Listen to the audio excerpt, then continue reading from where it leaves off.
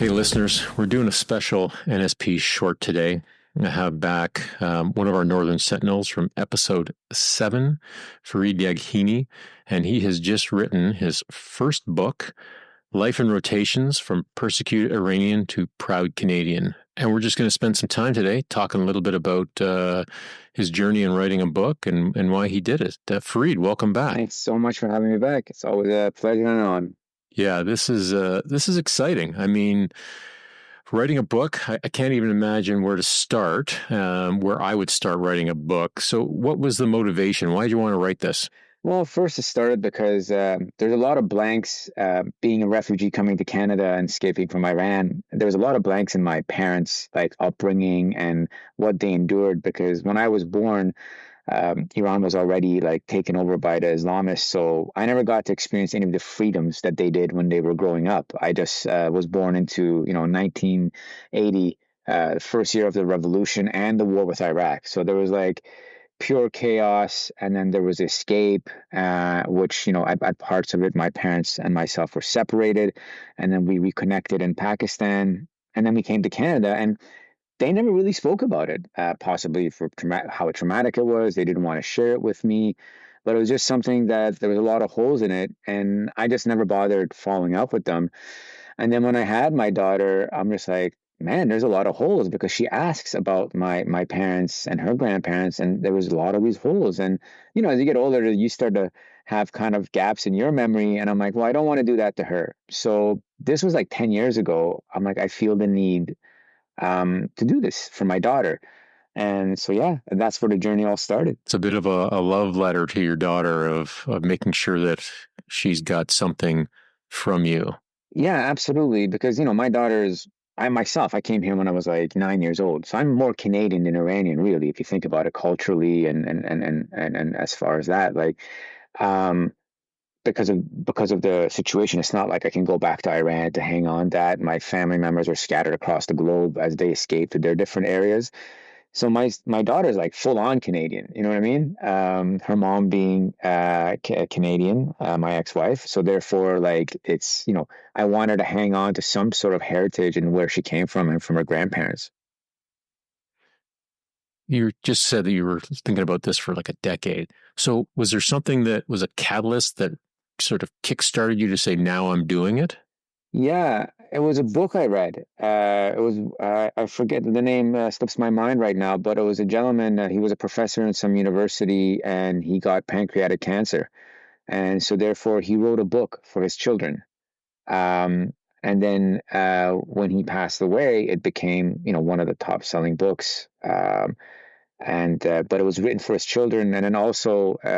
And when I really got into Stoicism, Marcus Aurelius' book's meditation, as you know, was his diary. So I felt like that's something that I would want to leave my daughter when I first started this journey. Yeah, I love that. I love that connection to Stoicism and Marcus Aurelius. So how did you start? Did you do any preparation? Did you just sort of put pen to paper or finger to keyboard? Like what was how did you go Man, I on? tried to take every shortcut there was. I tried recording it in the car while I was driving. I would go through like weeks or months of frantically writing, you know what I mean? Just sporadically to the point where I made myself sick of the whole thing. And then you would give up on it, right? And then it would just seem like such a huge feat. I even started I try to say, you know what, I don't need to write this book. I created my daughter an email address, and I just wrote her once a week about her growing up and my perspective, hers, and I said I'm going to give the password to her, when she turns 16 or 18 or whatever. So I've been doing that. And I'm like, yeah, you know what? I don't need to write a book. I'll just, give her little snippets. And then the more I thought about it, and the more books I read from amazing people, the more I got to Stoicism. I felt like this was really, you learn so much from your past, right? And I felt like it was definitely something I wanted to do. So then what I did over the pandemic was I made a promise to myself, and it was a great book by Stephen Pressfield, and he's a serial writer, and Yep. he talks about, I think it's called the War of Art. That was the book. The Not the Sun Tzu one, Art of War. Mm. And so he talks about like how you have to, when it comes to writing, you have to be a professional. It doesn't matter how you feel. So if you're going to write, he called it the muse and the dragon. And the dragon is when you sit down, that's the self doubt. That's the, no one wants to hear this anyways. You don't need to do this. You can just tell her stories. And then you have to slay that dragon every day. No matter how good you get at this, that dragon shows up every day. But if you slay the dragon, then the muse comes, right? And that's your kind of your creativity that flows through you. But you have to slay the dragon. And I think what I did then, I started waking up at 5:30 in the morning, and I said from 5:30 to 7, that's when I have to wake up my daughter for school. Um, I just sit in the chair and I write. It could be one page, it could be whole rotation, a chapter, or it could be, nothing at all. I could just stare at the screen. It doesn't matter. I'm going to be a professional because that's what you do at work, right? Like when you go to work, you're not Yeah. 100% all the time, but you're a professional. You still show up. So why can't I do that to myself? So that book just inspired me. I also kind of, stick and bone thing, stick and carrot thing they do. So I said I'm not allowed to have any coffee unless I'm writing. So therefore, that was kind of a thing too. It's a good I got hack. a really good espresso machine, so I was only allowed to have coffee while I was writing, and I sat there, and then it became um, a real like you start to see incremental movement, right? Because when you're writing, you get into a flow, but then you have to stop to do some research, and you're just like, oh, I would have quit before, but I'm just like, you know what? I have until 7, no matter how little or good I do. And I learned things along the way, right? Robert Greene, the guy that wrote 48 Laws of Power, he had this great mythology of every time he read a book and he felt good about something, like he thought, oh, that's a really good point. He wrote it on a cue card and then he put it in a shoebox. And then every time he was writing, he would open all that shoebox and he would see all those points. And that really helped like inspire me to to what I was writing about and like kind of help me remember things or ways of thinking. And in my book, after every rotation, which is a chapter, there's a reflection from my daughter, um, as if that version of me was speaking to her. And that really came from those cue cards, from looking at them after every rotation. That's awesome. So, for the listeners, Stephen Pressfield um, wrote Gates of Fire, which was about Thermopylae, which was I think the inspiration for the movie 300. Yes. Yeah, and I read a great book by Stephen King called On Writing, which even if you have no aspirations to write anything, it's a great look at Stephen King's life and his process, and it's really Genius. cool for sure. Yeah, it absolutely is. What did you find the most rewarding part about the process? The most rewarding was I finally had the courage and had a reason to go tell my parents to tell me what happened to you, right? It's for my daughter. Because when it was for me, they were just him and haw. But when it came for their granddaughter, when I said this is for your granddaughter, Mm, they opened up. And so by way, I got to get some insight into things that I had never heard before my whole life about, their trek across the border as we were separated, and whatnot. So that was a really cool perspective, and they filled some gaps, which my whole life, I'm 44 years old today. I turned 45, and so I didn't know before I started writing this book. did you have a sense of how you wanted to publish this as you started to obviously start to see the finish line and know that yeah, this is going to get done?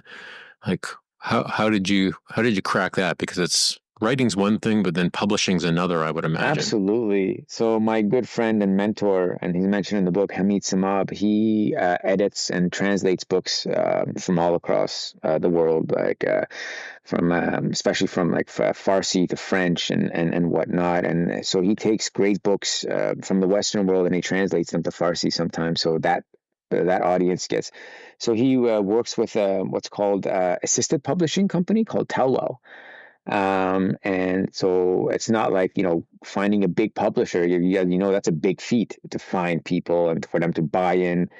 And assisted publishing is much more kind of streamlined. It's not, they don't do as much as a publisher does. So I still have to do the legwork, such as talking to yourself and going to bookstores and doing signings and Right. whatnot. But it's kind of a middle ground for someone who's trying to get a story out. And so that's, yeah, it's a whole, and so they give you like a, 100-page document about what to do, but you get to do it at your own time, right? So Right. that's how it works. I see some of the proceeds are going to Aftermath. Yeah.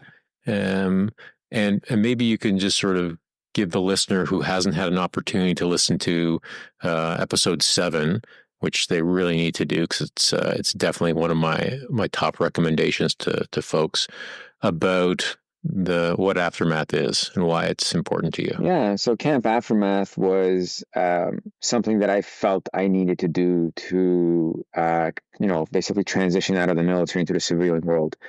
At the time which I retired from the military, a lot of my friends were dealing with a lot of mental health issues, and there was a lot of traumatic things that were happening at that time. So for me, it was a way of giving back, to have the privilege to get to walk away, as some didn't, as you all know. And so it's a 3-phase program with mental health expert support throughout all of it. Our chief mental health professional, Dr. Whalen, who was on your show recently, he put structure to it, and basically it uses volunteerism and therapeutical activities, and it's a 1-year program, and basically follows veterans for 1 year in a group, so for them to find purpose beyond the uniform. And that's through group work and through finding purpose, and we're built to serve, right? That starts from the entry into the military. So it's about finding out how you want to serve, because as a civilian, no one's giving you ops, right? Because you got to find your own missions now. Because everything from my underwear to my ops were given by the military. So now I got to give myself missions. I got to do after actions myself and how to get better. And this program really takes a full year with mental health professionals and the group itself, more importantly, to kind of find that purpose. So where can people find the book? They can find it on Amazon, Life in Rotations, and they can also go, the publishing company created a website for me, so just faridyaghini.com. And also on Amazon, and I'm working on the audiobook version, which I'm hoping you'll be, which will be a part of. But for now, Amazon's the best place, or you can go to my website. Do you have any desires to continue to write? Yes, I do. I love Stoicism. It's been something that's really helped me, in my kind of, if you want to say, resilience, which is a very umbrella term word. And there was a book written by Ryan Holiday, who's a serial author, and he writes about Stoicism all the time. And he wrote only one book called A Boy Who Would Become King, and it was on Marcus Aurelius's childhood, on his way to become emperor.